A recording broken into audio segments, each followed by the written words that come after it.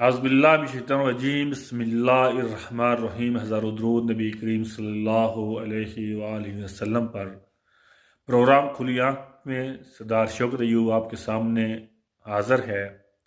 आज का प्रोग्राम बड़ा ही अहम और बड़ा ही मानी खेज़ भी है, और उन लोगों के लिए जो ये कहते हैं कि हम अवामी हुकूक़ के लिए, आवाम की खिदमत के लिए असम्बलियों में गए हुए हैं, और हम आवाम की बुनियादी सहूलत जैसे उनकी सेहत की सहूलत है, उनकी तालीम की सहूलियात हैं, उनको पूरा करने के लिए कोई कानून साजी करेंगे।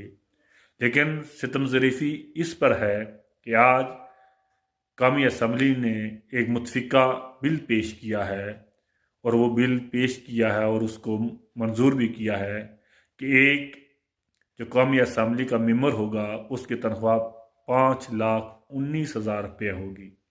ये 5,19,000 रुपया वो तनख्वाह होगी जो उनके अकाउंट में आएंगी। ये जो उनको TDA दिया जाता है, जो उनको गाड़ियाँ दी जाती हैं, और जो और मुरादात हैं वो इसके अलावा है। क्या पाकिस्तानी अवाम एक कौमी असम्बली के मेंबर को ये 5,19,000 रुपया जो दिया जा रहा है, ये कहाँ से दिया जा रहा है?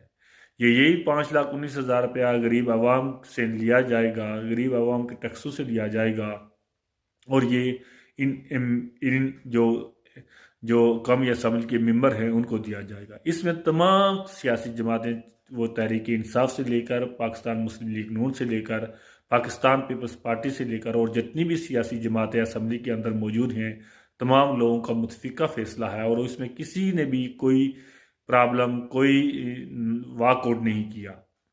अगर कोई अवामी मसाइल का प्रोग्राम होता, जो मेरा और आपका कोई प्रोग्राम होता जिसमें हमें कोई फ़ायदा होता, तो मुझे यकीन से मुझे कह सकता हूँ कि उसमें या तो तहरीक इंसाफ वाकआउट कर जाती, या मुस्लिम लीग नून वाकआउट कर जाती, या पाकिस्तान पीपल्स पार्टी वाकआउट करती, क्योंकि वो उसका तल्लुक मेरे और आपके मफादात से है, और इन लोगों ने मेरे और आपके मफादात को हल नहीं करना है। उम्मीद है कि आपको ये मेरा प्रोग्राम अच्छा लगा होगा। आज का यही प्रोग्राम था जिसमें हमने और आपने समझना है और सोचना है कि हमारे साथ क्या हो रहा है। बहुत बहुत शुक्रिया, थैंक यू।